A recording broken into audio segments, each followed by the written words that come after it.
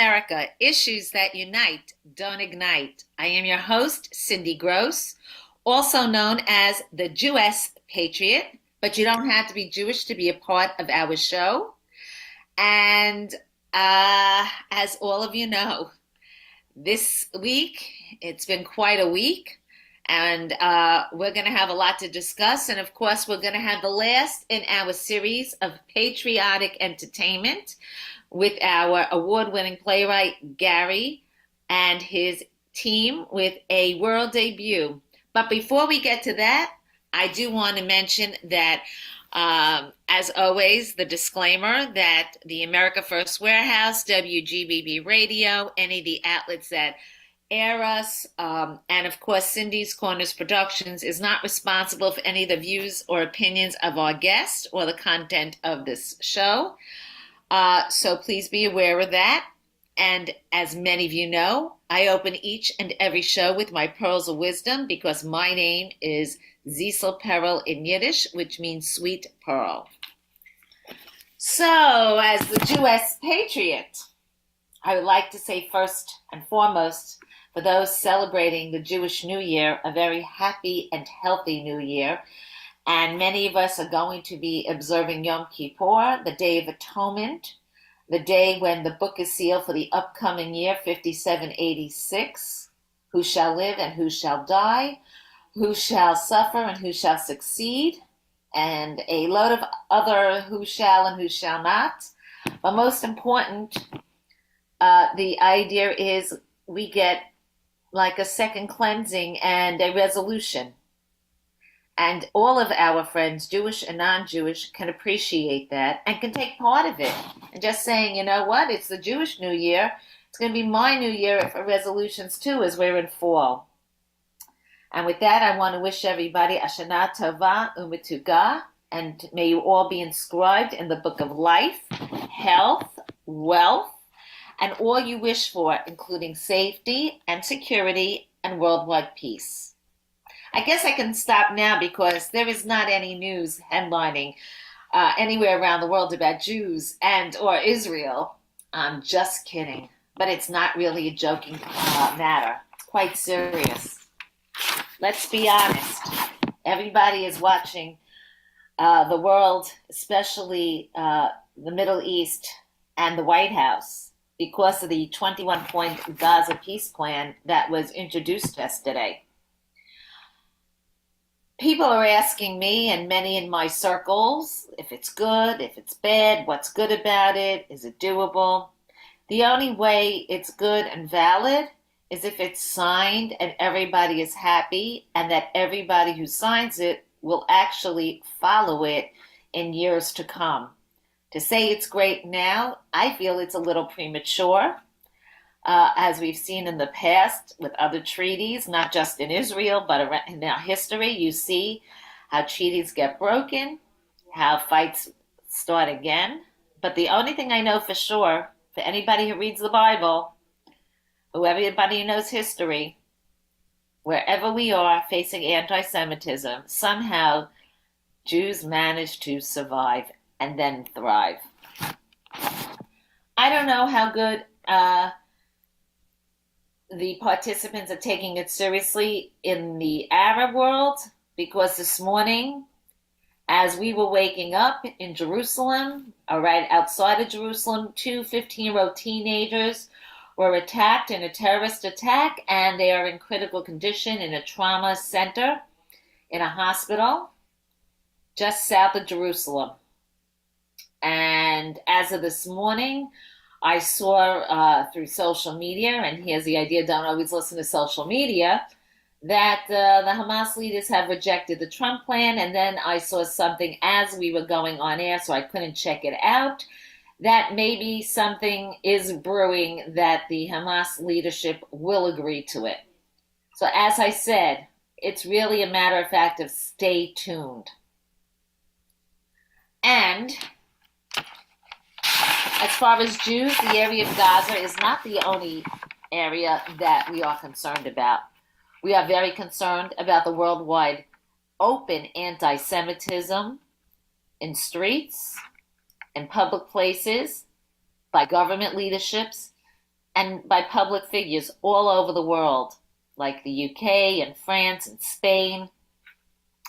And one sure sign that something might be good coming out of this plan that Trump has put into place is that many of those countries' leaders have agreed to take part in this and support Israel in this, as well as the Muslim communities. So I heard Laura Ingraham say this, and I totally agree. If this should really come into play, and we do end up with some kind of peace agreement in the Middle East, not only does Donald Trump deserve the Nobel Peace Prize, but there has to be some kind of reward that just maybe would get him into 2028 because nobody else will be able to pull this off. But at home in our country, we also have a lot of issues. And you might call them Jewish issues, but they're really American issues. Take a look at Dallas, Houston, Dearborn. We are now, at a lifetime, watching America on the brink of falling into the hands of radical Islamic terrorists, whether or not local communities elect them, whether or not they are taking over the streets with or without permits, whether or not they are taking over social media. This is a very big problem in America. And it doesn't help that a 33-year-old who has never ever held a real leadership job and who we just found out is very wealthy, owning not bed and baths, but I forgot, Airbnbs in South Africa, Uganda, and other places. We have to really question where our voters' heads are and why he is attracting so much attention. You know, a year ago this time, nobody knew his name. And now he is the symbol of a worldwide movement, not just in New York and not just in America. Everybody knows the name Mamdani. And it's very, very scary. We have to think how he went basically from 4 generations or 5 generations, depending on the age you think of it, of a gilded age and the growth of the great superpower ever, to now talking about ending Wall Street, ending real estate empires, ending Broadway, because despite the fact that so many people on Broadway are supporting Mamdani, the reality is the New York Times last week had an article that the age of the Broadway musical is over. They are too expensive to make, and nobody is coming to see them. They are afraid to go to Midtown Manhattan, even during the day. So I like to think that we are living in the time of a volcano. Are we going to let the ashes that come out of a volcano hit us and injure us to the point that we can no longer get up and recover? Or are we going to be those that fight the ashes? Are we going to be the partisans of the Holocaust that fought in the forest, that fought the Warsaw Ghetto Uprising? So, with that in mind, I want to tell you that I want you to think of voting for Curtis Sliwa for New York City Mayor, Jack Ciattarelli for New Jersey Governor, and Winston Sears, the person who is running in Virginia for governor, who was supposed to be on the show today, but unfortunately had a last-minute commitment. Remember, it's up to us right now to make the difference, because it's not just a Jewish issue, it's an issue of freedom for everyone. And since I discussed the idea of theater, I'm very proud that I have been able to do something unique with you and bring you readings of some really timely, incredible award-winning plays. So I'm going to introduce, again, Gary Morgenstein, because he's going to discuss and introduce his play. Hi, Gary. Hi, Cindy. Hi, everyone. Thanks for having us on. Well, it's been a pleasure, and especially now that uh, we are talking about, and it's been discussed in the New York Times about the failure of Broadway, or giving people the opportunity for some quality theater, great directing, great writing, great acting, great readings. I just want to tell everybody if anybody's interested, please reach out to us. We will help arrange a live reading and a live performance anywhere in the country. We've done it. There are some dates coming up. And Gary is more than happy to help out anybody who wants to do a fundraiser, who wants to do a night of entertainment, and who just wants to share some quality time with friends and neighbors. Gary, tell us please about the show. Well, it's called The Silence of Our Friends, and it's taken from Martin Luther King's quote, which has resonated in my head since October 7th. The quote of Dr. King was, "In the end, we do not remember the words of our enemies, but the silence of our friends." And I think in these times, these troubled times, you don't want to necessarily focus on issues per se. You want to talk about people, regular people, and how they're getting through life and how the world around them affects them. But ultimately, it's about there's more that unites us than divides us, which is always a theme in my writing.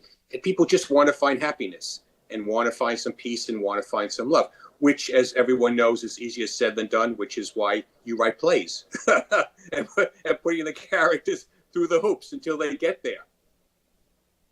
Well, it sounds incredible. Please introduce your cast, and then I'm going to, of course, we have the wonderful director, Michelle Coppolino. So everybody, please come on and let Gary introduce you all, and then we're going to do the debut of the latest play from Gary Morgenstein. Don't be shy. Oh, go ahead, Deborah, you start. All right. Hello, I'm Deborah Trinelli. I'm happy to be with you again, Cindy. I am playing Marie Caputo Stein in this reading today. Check. Jackie? Yeah. Hi, Jackie Kusher. I am playing Aaron Stein today. And Jason. Hi, I'm Jason Thapora, and I am reading for Annie Stein. Gary, you'll set it Yes, up. I'm going to say, as Glinda, the Good Witch of the North said, it's always best to start at the beginning. So I think we will start at the beginning. Lights up. Take it away, Michelle and everyone. As you know, it's called The Silence of Our Friends. Act 1, Scene 1. Stein's living room. I'm going to cut me off right here. I apologize. Stein's living room, Brooklyn, evening, present time. A well-lived furniture amid mess, as if the inhabitants can't be bothered. In a sports jacket and tie, Aaron Stein, a 60-ish white male struggling to hold on to whatever's left, searches the couch cushions. Marie, where's my keys? Put something down for a minute. Marie!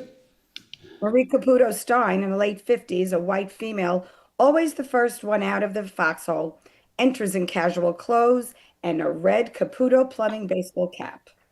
Did you look in the freezer? And why would I do that? Because that's where you put them the last time. Oh, yes. Sorry. I did that once. One time. That we know of. I've been preoccupied. Now it's tattooed on my forehead, a scarlet ice cube. Marie opens the freezer and tosses the keys to Aaron, who drops them. And where are you going so late? I have an emergency, a flooded basement in Bay Ridge. And leaks never sleep, and neither do we. At Caputo's Plumbing.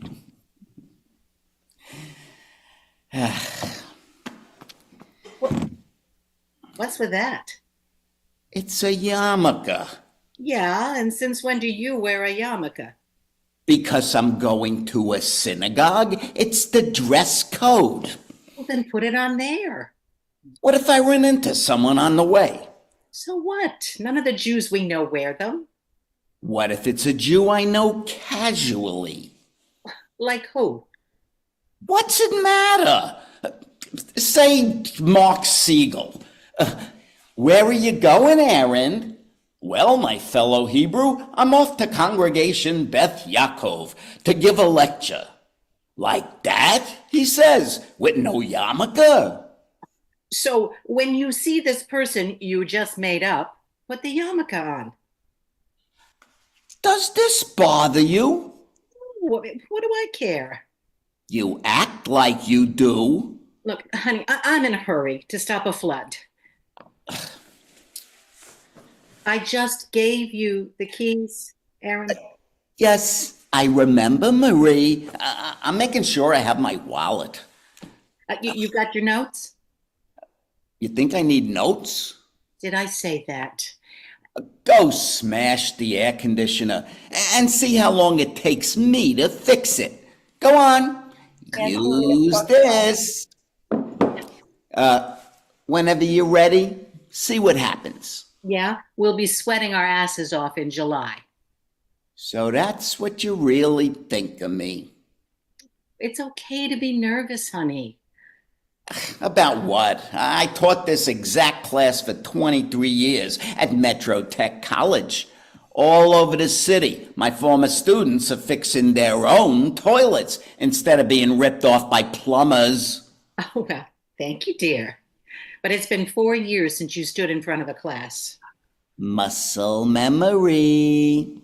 Their daughter, Annie Stein, 30-year Chinese-American woman who battles against memories in the shadows, enters. Annie, tell your father how good he looks. I don't need fake compliments. No, not you. I'd say you look like a somewhat well-preserved man with a specific religious persuasion. That's it? I've had a long day. Well, I'm off.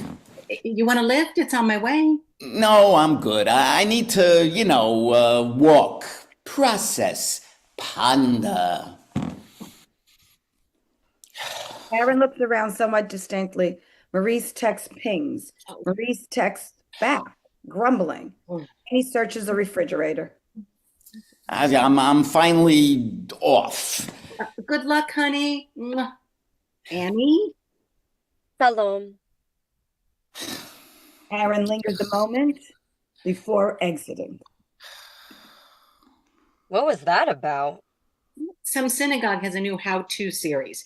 Aaron's giving a lecture on being your own building super, so he's pretending to be a Jew. And I didn't get a ticket?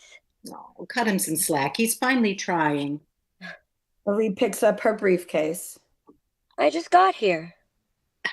There's water up my butt. Who should I call? Caputo Gynecology? Caputo Furniture? No, let me call that beautiful woman with a talking wrench on the commercial. You're the boss. Why don't you send one of your elves? I did, but Dr. Karami is a big client who brings in business from the Lebanese community, so I have to suck up. If I ever get there. I'm seeing Valerie tomorrow. Why? Because she's my daughter. Who you only see every other Saturday. I have to work this weekend, so I switched to a Thursday. And the asshole said okay. Dr. Paul's got a new girlfriend. Maybe she's turning him into a human. Yeah, or maybe Paul wants to dump Valerie on you so he can spend more time with this woman. Don't worry, I won't bring Valerie here. Like I don't want to see my granddaughter? Well, you don't. That's crap. I'm always asking about having a meal with her. It's not here. Look, we can't have that again, Annie, okay? Why don't you let me pay for your day out tomorrow? I don't need money, Mom. So you still have the job? Yes. And? It's all right. Online marketing doesn't require great intelligence. Glad to hear that. Gee, thanks, Mother. I meant there's less pressure. Right. Can I crash here tonight? Well, what happened to this apartment, Annie? Nothing. My roommate met a guy and they're really noisy. You're 30 years old. You should have your own place. I've lost track of all the things I should have. It's just for a night, so I can sleep. You know how Valerie can get. Okay. Anything else? Because people could be friggin' drowning in Bay Ridge. The sooner you go, the sooner I can eat all your food. Marie hurriedly exits. Annie opens the refrigerator and takes out a pair of Aaron's reading glasses. Scene 2. Stein living room, next morning. Marie enters in her bathrobe, pours coffee, and looks around the living room wonderingly. Aaron? Aaron, where are you? Puzzled, Marie turns on her cell and sips coffee. A beep signals a message. Marie listens in growing alarm. Marie hangs up, horrified. Annie enters sleepily. What's wrong? Huh? What's wrong?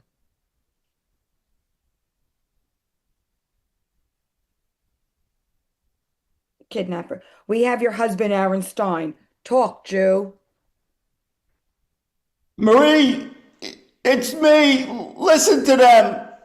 That's the last time you'll ever hear your husband's voice, unless you do exactly as we say. We'll be in touch. The call ends. Annie bursts out laughing. What's so friggin' funny? Stop that.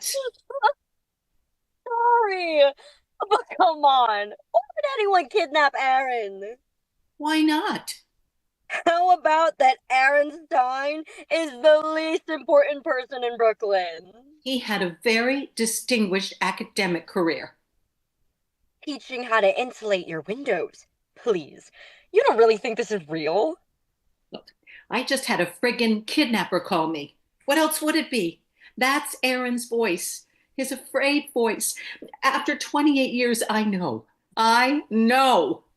But what if, just what if, Aaron's playing a joke?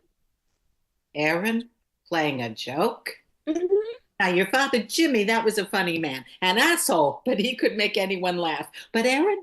When was the last time Aaron Stein made you laugh? When? When? When? Okay, like never, okay? I'm sorry, Mom. I didn't mean to upset you. It's all right. It just doesn't make sense. Since when does something have to make sense to happen? Okay, well, we'll understand more when they call back. Absolutely. Totally. What do you think they'll say? A real kidnapper would make a demand. Like, I'll guess money? Do you have enough? well, that depends On what? on how much they ask for. I mean, if it's a little, I do. Medium, probably. A lot, I don't know. And what is a lot? A medium, a little. Oh, Yeah, I don't know, Mom. ask for it, they'll get. No. Aaron hates not sleeping in his bed. I mean, that's why we don't take vacations anymore. The last time was the Jersey Shore. Aaron got sun poisoning. He glowed for a week. Another fond family memory. Are you hungry? Well, I didn't have time for breakfast. Well, I'm not making anything Then why'd you ask? because I can't worry about you being hungry too. Annie pours cereal. Maybe we should call the cops. Mom, no, then they'll kill him. Why? Because that's what they do. Wait, is this from experience? I only ran around with drug dealers. Yes, they beat up people, sometimes badly, but they never killed anyone. You're probably right. The first thing the kidnappers say in the movies is don't call the police or else. Except this guy didn't. Is that a bad sign? It's the introductory call. They wouldn't start with, "We have your husband. Give us $500,000 and we'll cut off an ear." Oh, holy crap, why'd you say that? Do you think they've heard him? Not unless Daddy would be stupid enough to fight back. Aaron, He uses an electric jar opener. They stare at the cell. Marie suddenly grabs the phone. What are you doing? They called me. I'll call them. I don't think that's smart. Did you freeze? Yes. Annie says, I don't think that's smart, Mom. And Marie eludes Annie, grabbing for the phone and hits a button. There's a beep. Yeah, hi. This is Marie Caputo Stein. We just talked. You've kidnapped my husband, Aaron Stein. I'd like some answers. You have my number. Thanks. Sorry, I think she's That was frozen. stupid, wasn't it? Annie says, personally, I wouldn't have called. Oh, God. I got him killed. I'll apologize. Yeah, Annie yanks the phone away and sits on it. I have to do something. What about Uncle William? What about him? Maybe he can help. That's what he does. Uncle William knows people. Yeah, he knows people, and not the sort of people you want to know. Exactly. He knows the sort of people who know what to do with people like these people. The doorbell rings, startling them. It's Aaron. Wait, wouldn't he just use his key? Well, maybe he lost it while they were torturing him. Aaron, honey, is that you? I mean, really? Oh, Annie goes to the door. be careful. Annie brings in a plain shoebox. Is that from them? Well, there's no note, but who else would it be from? Someone else? When's the last time someone else rang the bell and left a shoebox? I can open it if you want. No, no. If they've cut off his ear, I should be the one to see. Marie removes Aaron's bloodied yarmulke. Marie's cell rings. Marie and Annie jump. Marie looks at the number and nods at Annie, who gestures for calm.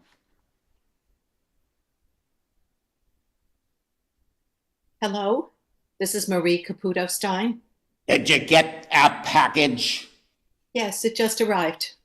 Now, I want to know if my husband's all right, or else I'm not talking to you. Would you prefer I cut off his circumcised penis? No, what? No, of course not. Then show some respect for the process. Why are you doing this? Why? Aaron is a nobody. A big fat zero. But he's still a Jew. No, wait. You think he's a Jew? No. Aaron doesn't think of himself as a Jew. He's not religious or kosher, He's never fasted, right? except for his colonoscopies. And Aaron absolutely hates Bibi Netanyahu. Hates him. Yeah, you see, you've got the wrong Jew. Every Jew's the right Jew. We want $100,000 by noon tomorrow, or we'll kill the kike. The call ends. Marie and Annie stare a moment. Scene.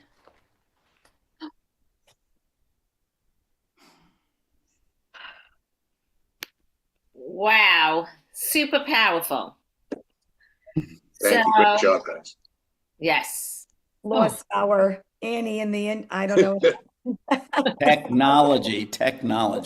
Yeah. I'm so sorry. I don't know what happened to my phone. It just completely shut down out of nowhere. Well, that's the beauty of having a polished professional team around you because Michelle picked it up right away.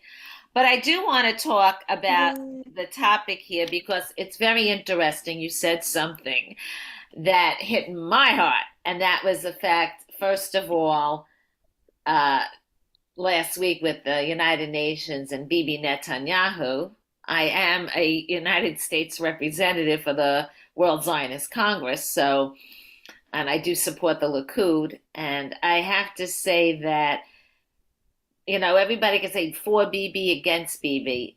Bibi is just like Donald Trump in so many ways. They are both ever-ready batteries.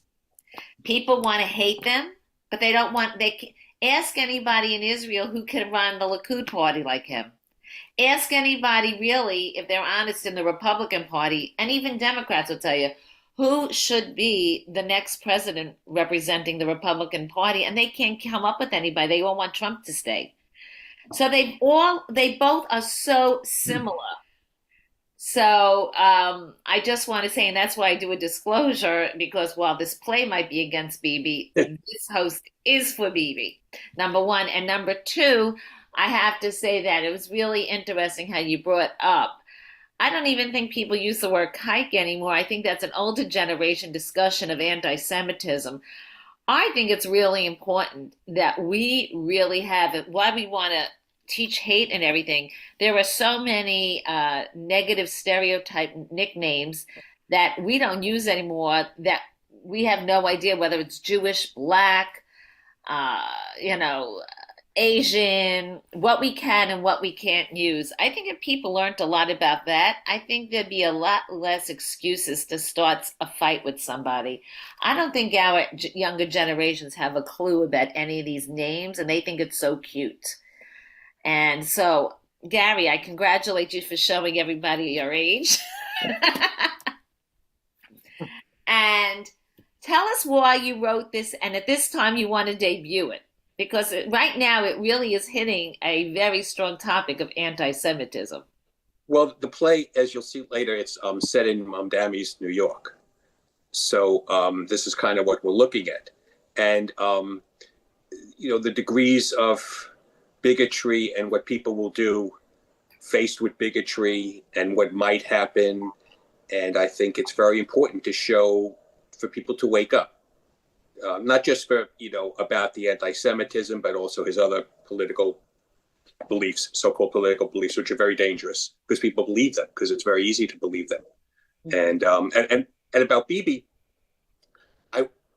hating Bibi, often in my plays, the Jewish characters are not really, that don't identify too much as Jews, as they've seen through, as we've seen through all the reading series.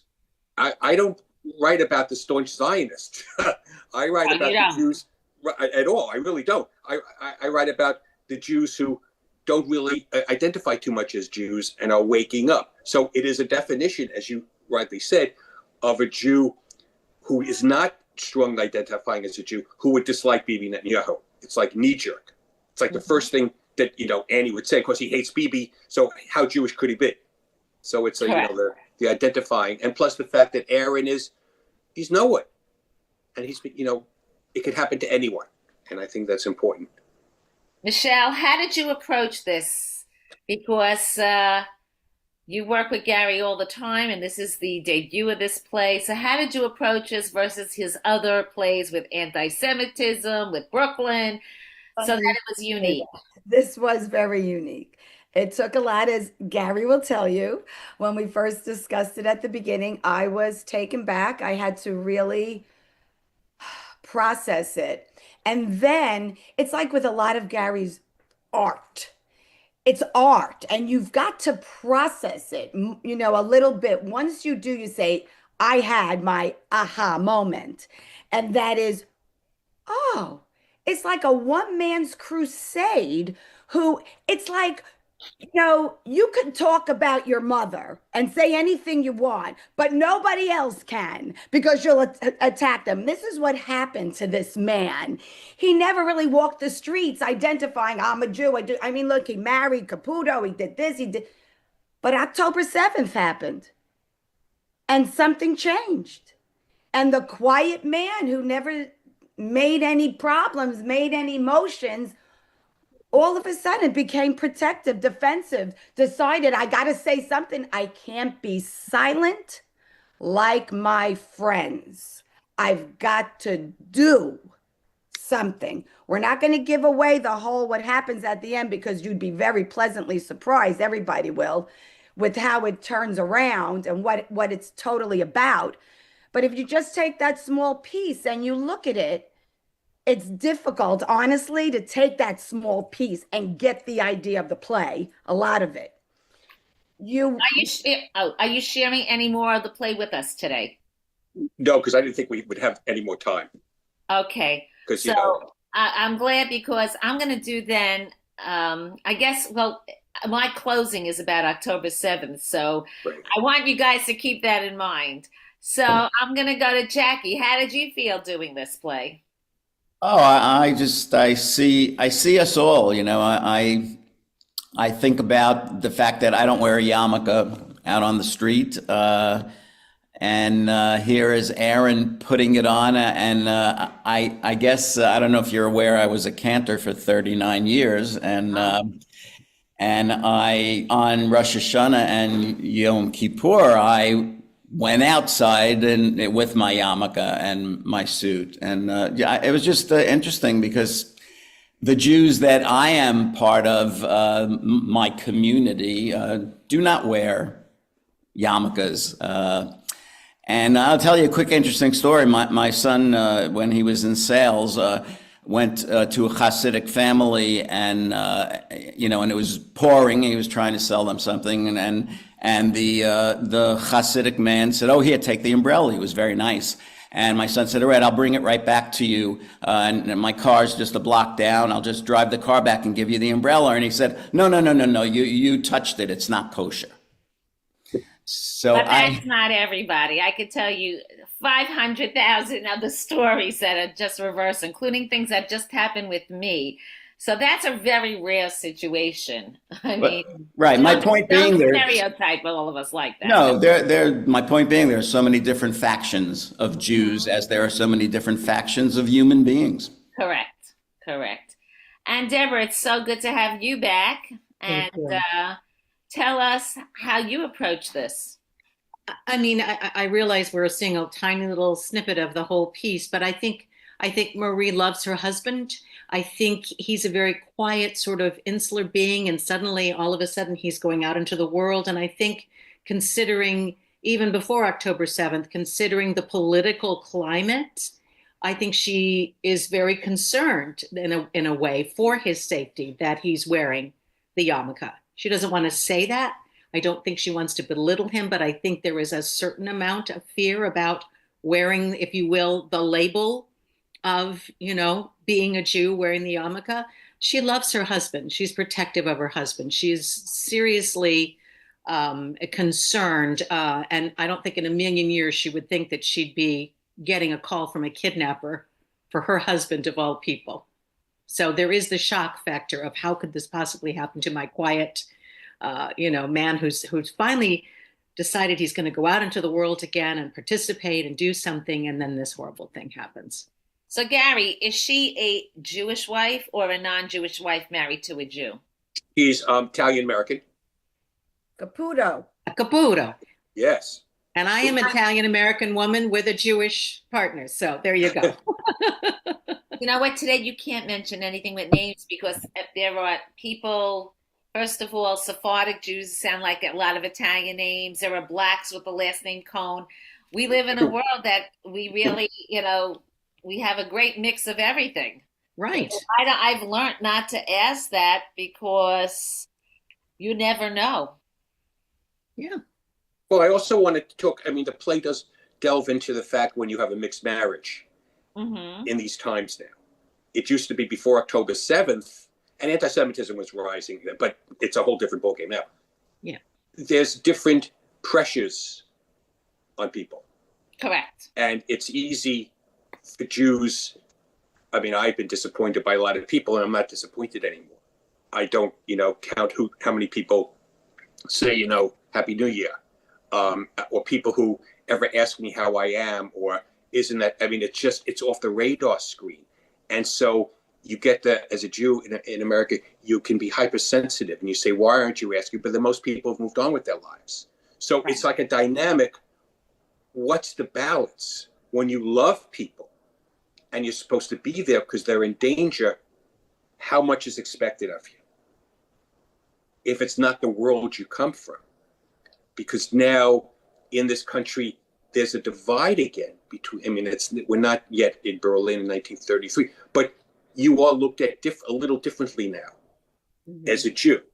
It's a shock to many of us who grew up and could never imagine this happening. And that's not a unique perspective. Too many people have that. So what do you expect of the people you loved? And I think the play with Marie and Aaron, and also dig in more because Aaron's not like an observant Jew. Right. He just bought the yarmulke at Amazon. I mean, he's so it's a lot to the nature of love. Mm-hmm. And We also also talk a lot about this. This brings up a whole other arena that people are not discussing in this, and that the children of intermarriage and how they are involved. And it's not just a Jew, non-Jew, black and white, Hispanic, black. I mean, it's in all these. And that's becoming a big majority around the world. And I think that might be, somewhat of a confusion, or it depends which half of the glass you're drinking. Right. Me, as an Orthodox Jew, I have probably different opinions than others, but it's something that has to be addressed that's not addressed enough. I mean, in Israel, no one talks about on October 7th how Muslims were murdered, how people who were Jewish were with Muslim partners. That's not discussed. Nothing is ever discussed anymore about in 9/11, how many people from how many different countries were murdered in those buildings. It wasn't an American, it wasn't in Israel. This was an international. And we hear all the time stories. Sarah Ferguson was supposed to be in the building. There was a famous actor who was supposed to be in one of the Twin Towers. And when people start relating to it more as it's a family or a neighbor or somebody they idolize, it's a different discussion that no one is having anymore because no one wants to have it. Because it contrasts with the narrative. Correct. Right. Now we all want to know where are we going to see this play? We want to find out the ending. Well, Invite us back. We're working. Let's work on it. Yes. We'll talk about it. Yes. Because this is really fascinating and it's really timely. And it also addresses a very big issue of crime, how crime is acceptable. And that's a universal discussion. Where would you think in a million years a simple guy like this would be, unless he's part of the mafia, which I didn't get that feeling. No, he's not part of, no. Unless he's a secret agent, I didn't get that feeling. So unless where a person like this would be kidnapped in the first place, discussions have, it brings up the big issue of crime and how it affects us all and how scared people are to go everywhere. Yeah. And as bad as it was in the 70s, I think with the advancements of education, with social media, with the wide range of more people driving illegally on the streets and getting away with things on the public transportation, the subways, the buses. This is really a very interesting topic to take away from being a Jew or being a non-Jew. This is a whole topic of safety. And I think anybody who's a mayor in a city, I don't want to say blue city, but I hate to say it, but it is true, has to really address. I mean, and that's a great way to bring this play together. We are all victims in a way. Yes. We are all this character. Yes. Whether or not you wear a yarmulke, whether or not you're hanging out with a big cross. Let's not forget about what's been going on at churches. We don't talk about all the murders around the world in Africa and in the Middle East of all the Christians, the churches being burnt in Europe, in America. This play could really go into we just got the trunk of the tree and the branches of it are really incredible. I actually, I liked a dog named Charlie because I thought that was quite different in a cutesy way. And I think this is a really different play to address as a play of fear, to alert people. And there's going to be a part 2. I'm not going to give you the title because that would be a spoiler. It's a two-part. There's another play that would follow this. We're going to talk about it, and I have to be honest with you. I really want to see this, so I'm going to be in touch with you guys to make something happen here. We've got to make something very exciting happen and to really get it going because this really, I'm very honored you picked my show to have it as a world debut, but now you whet our appetite. We have to find out what happens. Okay, will do. Anybody have any more final thoughts? Just thank you for having us on. Thank you. Well, thank you for being such a great team. I know it's not easy, and you guys made it enjoyable. And we will talk about this. I think there are several really timely topics here. And I want to thank Gary again with his team, Michelle, Deborah, Jackie. Who else was on? Jason. Jason. Okay, and who's been on the other shows that had, Arthur Gregory Pugh. and who else? Judy Brendan Coldenau. Did it, Judy? Yes, Judy. Mhm. Yeah. You have a nice little troupe here. And again, I Yeah. want to just announce to everybody, we could do these readings live. We can do them as plays in the setting of props and costumes and surprise guests. Yeah. So reach out to me, Cindy Gross, Grosz, or Gary Morgenstein, and we will make something happen for you. And like I said, he's going to be showing this in Florida. He's done others across the country. Please feel free to reach out. I am going to actually have to get to my closing because it's all about October 7th and about what's happening next week.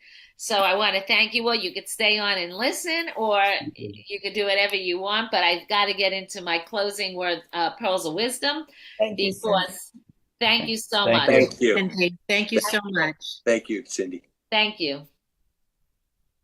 And with that, the show is coming to a close. I do want to talk about my pearls of wisdom that in the closing, because I hope I'm giving you some food for thought this week. First of all, I want to say, due to the holidays, I will not be here the next few weeks, especially since the holidays really come out all on Tuesdays. Next Tuesday is October 7th. It's the first day of Sukkot. For me, personally, it's my favorite holiday of the year.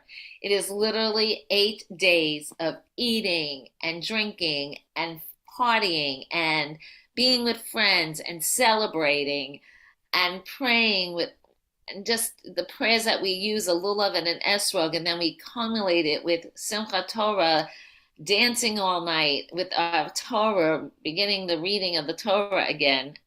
It's just the most incredible week of being a proud Jew and having an incredible history that's lasted thousands of years. For me, it's also kind of bittersweet because my father passed away 10 years ago during Sukkot, and this year it happens to be on Yom Kippur. We're going to be remembering him. But his favorite holiday was Sukkot, building a sukkah. We had a huge sukkah growing up with hundreds of people coming to a catered event. We have what we call Simcha Beit HaSho'evas, musical entertainment, and all different great foods, and decorating in the little hut. I mean, I remember my son as a little boy and his friends taking their sleeping bags out and sleeping in the hut, because you're going to see people doing everything in the hut for the next, during the week of Sukkot. But 2 years ago, at the end of Sukkot, was October 7th. And I remember distinctly, my husband he goes to temple early, and he came home to get me, and he said something really bad happened in Israel. Somebody not Jewish told them. And we couldn't imagine what it was. Was it just another bus attack, a stabbing? Never in our minds did we ever think that we were going to be living through an October 7th. Never in our minds did we think that the equivalent of 40,000, I believe, Americans, if you had to compare the populations, would have been burnt, raped, body pieces cut apart, slaughtered, homes destroyed, You name it, it happened. I have been involved in hostage walks. I have met with former hostages. I have met with IDF soldiers. I hosted a special memorial for Ori Danino's mom. He was one of the 7 executed last July. And of course, last year, the America First Warehouse did an Unsung Hero Award for local heroes who have devoted their time and efforts to remembering the victims of October 7th. There are many people locally who are unsung heroes. There are many on Long Island, in New York, around the country that are American lone soldiers fighting in Israel. I can't believe it's almost 2 years, almost 775 days, or 770, as that's such a significant number. And we still don't have hostages home. I can't believe that so many young men and women in their 20s have died on the battlefields. If one Jew dies, it's like it's the whole world dies. So now figure thousands of them dying. It's like a big part of our population. And they're not fighting just for Israel, they're fighting for democracy. And that's what people don't understand. Israel is fighting the battle to save Western civilization.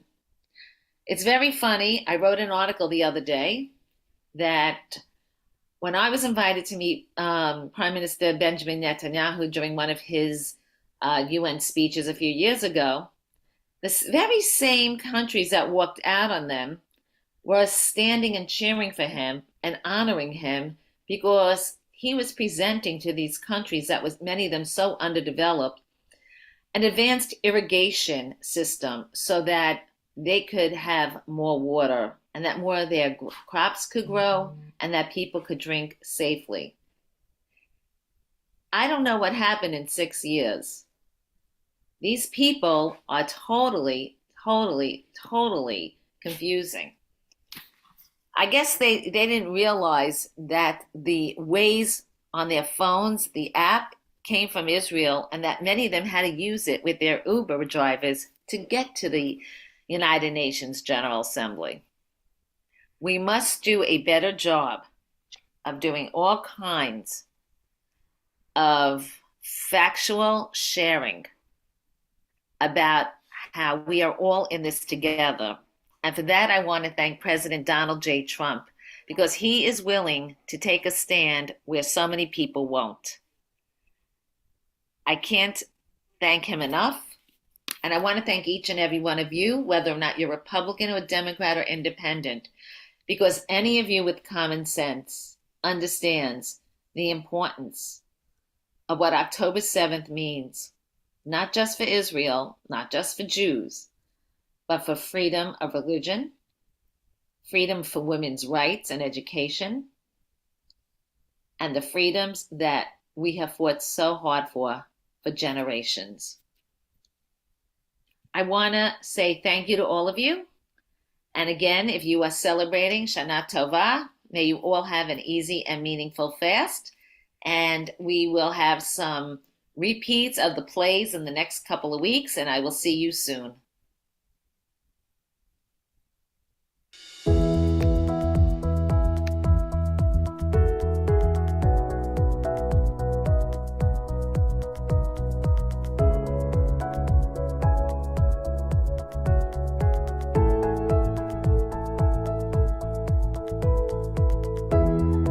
All good?